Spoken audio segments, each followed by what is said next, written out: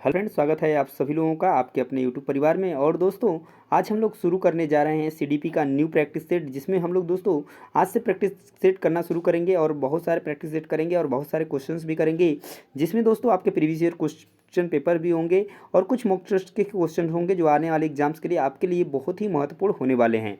तो चलिए शुरू करते हैं वीडियोज़। पहला क्वेश्चन रहा दोस्तों आपके प्रैक्टिस सेट का कि जेंडर क्या है। तो ये एक आर्थिक अवधारणा है, एक जैविक निर्धारक है, एक मनोवैज्ञानिक सत्ता है, एक सामाजिक संरचना है। तो दोस्तों बात करें अगर जेंडर के बारे में, तो जेंडर जो है एक सामाजिक संरचना है। तो करेक्ट ऑप्शन बनेगा आपका क्वेश्चन नंबर 1 का ऑप्शन नंबर 4। सेकेंड क्वेश्चन की बात करते हैं दोस्तों। तो सेकेंड क्वेश्चन है कि निम्नलिखित में से कौन विकास के व्यापक आयामों की सही पहचान करता है।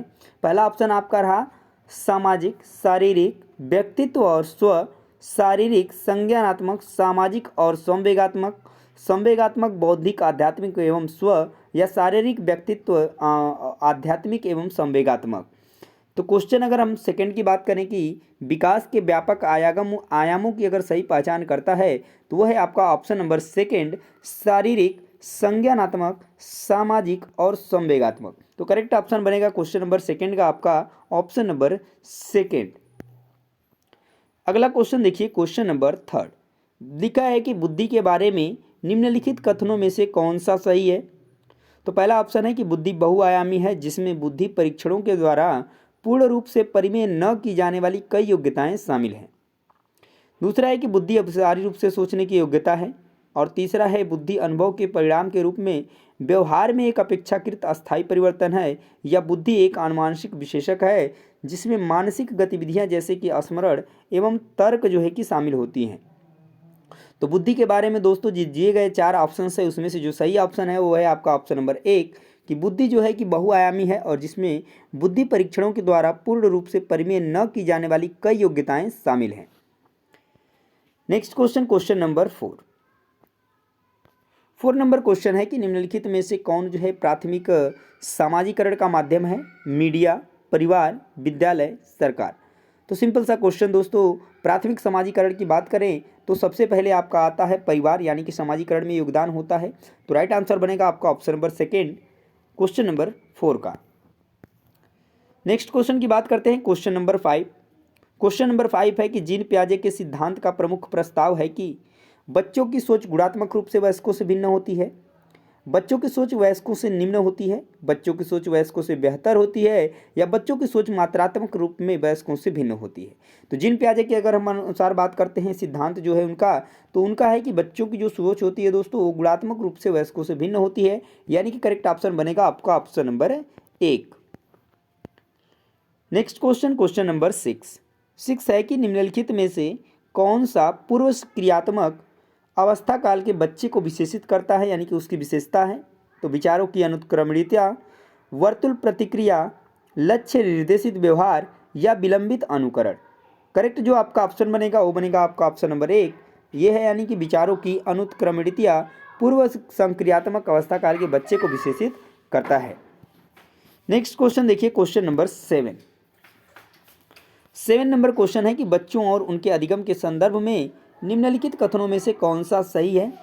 पहला ऑप्शन है कि बच्चों को अधिगम हेतु प्रेरित करने के लिए उन्हें पुरस्कृत एवं दंडित करना होता है। दंडित और पुरस्कार एक निगेटिव टैग वर्ड्स है, तो ये ऑप्शन आपका कट जाएगा क्योंकि सही पूछा गया है। उसके बाद बात करते हैं कि सभी बच्चे सीखने के लिए स्वाभाविक रूप से प्रेरित होते हैं तथा सीखने में सक्षम हैं। हाँ, ये बात बिल्कुल सही है। उसके बाद बात करते हैं कि बच्चों को सीखने के लिए अभिप्रेरणा तथा सीखने के लिए उनकी जो सक्षमता केवल आनुवंशिकता के द्वारा जो है पूर्व निर्धारित होती है, तो ये बात गलत है, यानी कि केवल आनुवंशिकता के द्वारा नहीं, पर्यावरण भी का भी योगदान होता है। वहीं बात करते हैं कि बच्चों की सामाजिक आर्थिक पृष्ठभूमि उनकी प्रेरणा एवं अधिगम सक्षमता को निर्धारित व सीमित करती है, तो ये पॉइंट भी गलत हो जाएगा। तो आपका राइट आंसर बनेगा क्वेश्चन 7 के लिए ऑप्शन नंबर 2। नेक्स्ट क्वेश्चन देखिए, क्वेश्चन नंबर 8। क्वेश्चन नंबर 8 है कि प्रगतिशील शिक्षा में बच्चों को किस तरह से देखा जाता है। खाली स्लेटों के रूप में, छोटे वयस्कों के रूप में, निष्क्रिय अनुकारकों के रूप में, या सक्रिय अन्वेषकों के रूप में। तो प्रगतिशील शिक्षा में अगर हम बात करें जो बच्चों को देखा जाता है तो वो देखा जाता है सक्रिय अन्वेषकों के रूप में। तो करेक्ट ऑप्शन बनेगा क्वेश्चन नंबर 8 का राइट आंसर ऑप्शन नंबर 4। अगला क्वेश्चन देखिए, क्वेश्चन नंबर 9 नंबर क्वेश्चन है, लेव वाइगोत्स्की के अनुसार अधिगम क्या है? एक अनुबंधित गतिविधि है, एक सामाजिक गतिविधि है, एक व्यक्तिगत गतिविधि है, एक निष्क्रिय गतिविधि है। तो जब भी बात आए दोस्तों लेव वाइगोत्स्की की, आप हमेशा 3 चीज़ें याद रखेंगे, SCL, ठीक है, SCL जो है याद रखेंगे, यानी कि सोशल की बात करते हैं, सामाजिक की बात करते हैं, कल्चर की बात करते हैं, संस्कृति की, और लैंग्वेज यानी भाषा। इन्होंने इन 3 चीज़ों पे बेहद जो है कि फोकस किया है, यानी कि बहुत जोर दिया है। तो यहाँ पर उसमें से एक ऑप्शन आपको मिल जाता है जो कि सामाजिक गतिविधि है। तो करेक्ट ऑप्शन बन जाएगा इस क्वेश्चन का ऑप्शन नंबर 2।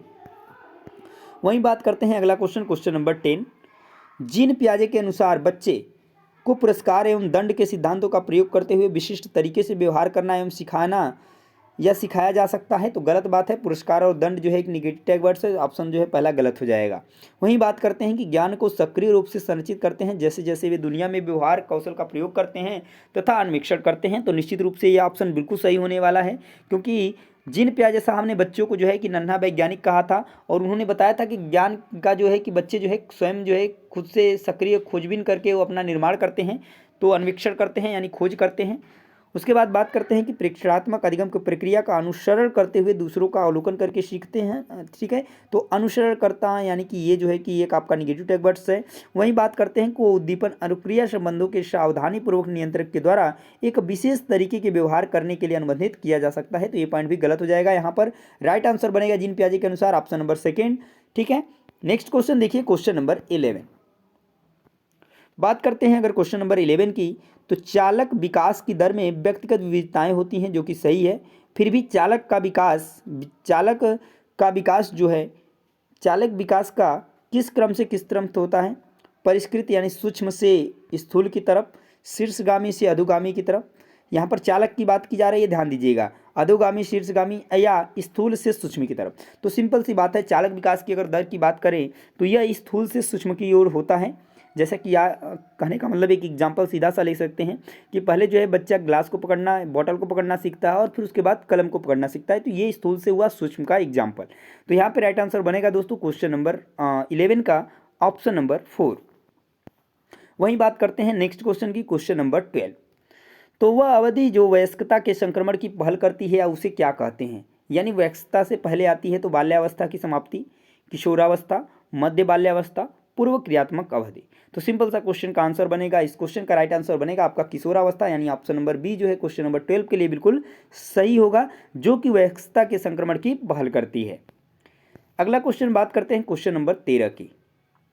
13 नंबर क्वेश्चन में पूछा गया है कि एक प्रारंभिक कक्ष में एक बच्ची अपने साथ जो अनुभव लाती है उन्हें शामिल कर उनका संचय करना चाहिए, उन्हें अस्वीकार करना चाहिए, उसकी उपेक्षा करनी चाहिए या उन पर ध्यान नहीं देना चाहिए। उन पर नहीं ध्यान देंगे तो ये बात गलत हो जाएगी, उपेक्षा आपको करनी नहीं है, निगेटिव टैग वर्ड से, और अस्वीकार किया नहीं जा सकता है, यानी उन्हें शामिल कर उनका संचयन करना चाहिए, जो कि बिल्कुल सही होगा इस क्वेश्चन के लिए। तो करेक्ट ऑप्शन बनेगा आपका ऑप्शन नंबर 1।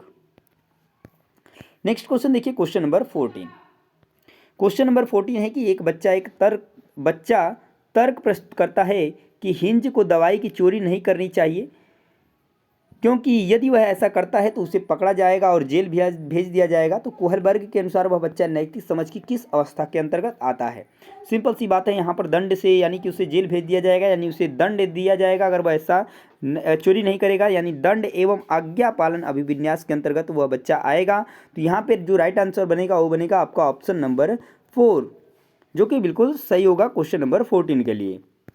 वहीं बात करते हैं अगले क्वेश्चन की तरफ चलते हैं, क्वेश्चन नंबर 15 नंबर क्वेश्चन है कि मौखिक संवाद जो बच्चे अपने आप से करते हैं उन्हें लेव वाइगोत्स्की क्या कहते हैं? यानी बच्चे को आपने देखा होगा कि वो क्या करता है कि अपने आप से अकेले में जो है कि बातें करता है, तो उस चीज़ को जो है लेव वाइगोत्स्की क्या कहते हैं? समस्यात्मक वार्ता कहते हैं, अहम केंद्रित वार्ता कहते हैं, व्यक्तिगत वार्ता कहते हैं या भ्रांत वार्ता कहते हैं। तो इसको उन्होंने प्राइवेट स्पीच नाम दिया है, यानी इसको व्यक्तिगत वार्ता कहा जाता है, जो कि उन्हें अपने कार्य निर्देशित करने के लिए वो करते हैं। तो यहाँ पे क्वेश्चन नंबर 15 का जो राइट आंसर बनेगा वो बनेगा आपका ऑप्शन नंबर 3। तो दोस्तों ये था सेशन आज का, जिसमें हम लोग कुछ किए बहुत ही महत्वपूर्ण क्वेश्चंस, 50 क्वेश्चंस, जो कि आपको डेली देखने को मिलेंगे इस चैनल पे। तो दोस्तों यदि आप डेली प्रैक्टिस सेट करना चाहते हैं CDP का, तो चैनल को सब्सक्राइब करना नहीं भूलें, और वीडियो पसंद आई है दोस्तों तो लाइक शेयर जरूर करें। तो मिलेंगे दोस्तों अगले प्रैक्टिस सेट में, तब तक के लिए जय हिंद।